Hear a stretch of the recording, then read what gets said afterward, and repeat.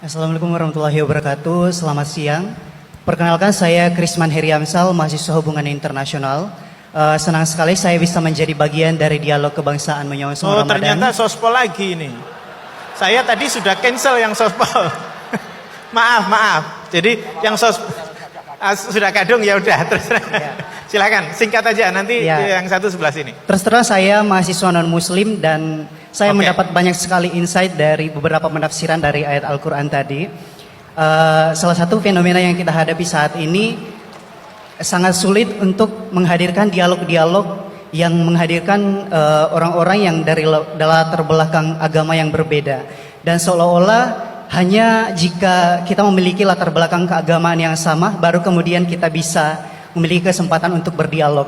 Nah, kira-kira mengapa sangat sulit bagi kita di negara kita ini untuk menghadirkan orang-orang dari latar belakang agama yang berbeda untuk hadir dalam suatu forum dialog yang sama. Kemudian bagaimana kita bisa menyikapi fenomena tersebut? Terima kasih. Baik, terima kasih. Saya mengapresiasi pertanyaan dari mahasiswa non muslim tadi. Sebetulnya ketika negara ini berdiri itu ya dialek semua antar umat beragama. Sehingga diputuskan yang penting itu berketuhanan. Maka yang ditolak oleh konstitusi kita adalah ateisme, komunisme. Saya membayangkan misalnya punya anak perempuan, diajak orang yang tidak beragama di tengah hutan misalnya, bunuh ya tidak takut Tuhan, merkosa tidak takut Tuhan, salah etika ya tidak takut Tuhan. Bandingkan kalau diajak yang beragama, pasti masih ada rambu-rambu, ada ini itu. Sehingga memang masalah betul ketika orang tidak berketuhanan itu. Jadi saya ingatkan Mas tadi, siapa tadi namanya? Yang non Irman saya, yang non muslim tadi itu. Siapa? Namanya siapa? Siapa? Kurang jelas. Siapa namanya? Krisman. Oke, namanya Krisman. Jadi Mas Krisman ya, kalau dibilang nggak pernah ada dialog dulu ketika negara ini berdiri, itu semua tokoh agama bersepakat. Termasuk saat itu ya ada Perindo, selain ada NU ada Perindo. Itu yang ditentang itu adalah ateisme. Karena kalau orang tidak bertuhan itu ngeri. Ngerinya itu ya tadi misalnya kita punya anak perempuan atau punya keluarga, diajak orang yang tidak beragama. Misalnya berzina ya tidak takut dosa, merkosa ya tidak takut, bunuh ya tidak takut karena tidak punya Tuhan. Mungkin takutnya sama polisi ya kalau ketahuan, kalau tidak. Tapi kalau orang bertuhan ini sistem kesalehannya, sistem kebaikannya ini berlipat-lipat. Takut hukuman Tuhan, takut sosial, takut ini itulah, sehingga kita bersepakat berketuhanan. Lalu kedua, ada beberapa kejadian nyata di beberapa negara yang fahamnya itu tidak bertuhan, itu bekas kondom atau bekas apa dipakai lagi, didaur ulang. Bahkan tinja yang bisa dikelola jadi bahan makanan. Kalau yang beragama tidak, termasuk mungkin di ilmu medis ini tidak wilayah saya, tapi saya cerita mungkin masalah-masalah kayak ya apa hal-hal yang menurut kita dilarang, menurut agama mereka enteng saja. Misalnya bikin cadangan-cadangan organ tubuh dan sebagainya. Kalau beragama itu masih enak, aturannya jelas. Kalau nggak beragama itu repot. Sehingga saya cerita sedikit lagi-lagi karena kadung dipuji ahli Quran Pak Kures sama saya. Saya cerita.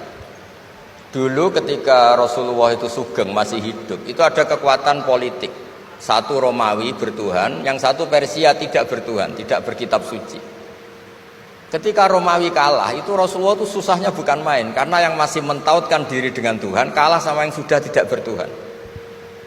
Dan ketika akhirnya Persia yang kalah, yang menang Romawi, Nabi itu ikut senang karena yang bertuhan mengalahkan yang tidak bertuhan. Kenapa penting bertuhan? Karena bertuhan itu setidaknya punya aturan.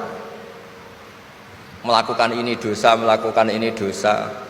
Empati sama fakir miskin itu ibadah. Semua agama pasti sama di tema-tema seperti itu. Sehingga berketuhanan ini penting sekali, kata Pak Kures tadi, berketuhanan itu luar biasa. Terus kedua, ini penting juga. Saya mohonnya, saya pernah juga disowani beberapa tokoh dari Mabes Polri. Saya sering bilang, Indonesia, utamanya pejabatnya, harus terima kasih sama seluruh rakyat Indonesia. Karena itu aset yang sebenarnya Indonesia, ya seluruh rakyat Indonesia. Saya cerita, satu cerita ini hadis sahih di Bukhari, gak bisa dipertentangkan. Ini hadis sahih di Bukhari, di Muslim. Di antara yang diapresiasi Allah itu adalah potensi jahat kita tidak menjadi, tidak kita wujudkan. Kalau seluruh rakyat Indonesia, tidak usah seluruh, seperempat kita ini maling semua.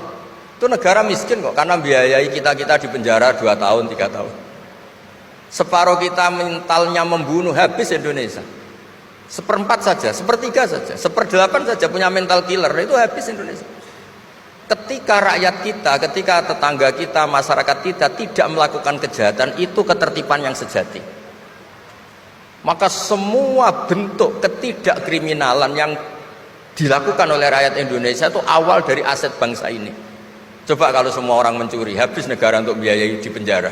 Semua orang kriminal, berkahnya mereka tidak melakukan, Indonesia baik-baik saja. Sebab itu ketika ada sekian kebaikan, Nabi terakhir ngendikan apa? Takufu syarroka anin nas fa innaha shadaqatun minka ala nafsik. Potensi jahat kamu jangan kamu lakukan, itu sudah menolong peradaban. Para gadis tetap gadis karena nggak diperkosa. Orang yang punya kambing satu tetap punya kambing satu karena nggak dicuri. Orang yang berkarir tidak terhenti karena karakternya agak dibunuh, tidak dihujat, tidak dihentikan, tidak disetop oleh cibiran, oleh bulian. Maka di antara 7 orang yang dilindungi Allah, fi dzillihi yauma la dzilla illa dzilluh, itu Nabi hanya cerita orang yang enggak jadi.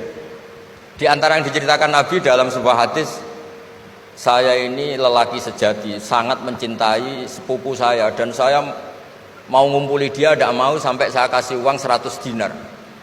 Setelah saya kasih 100 dinar, saya ingin ngumpuli dia dengan cara salah tentu.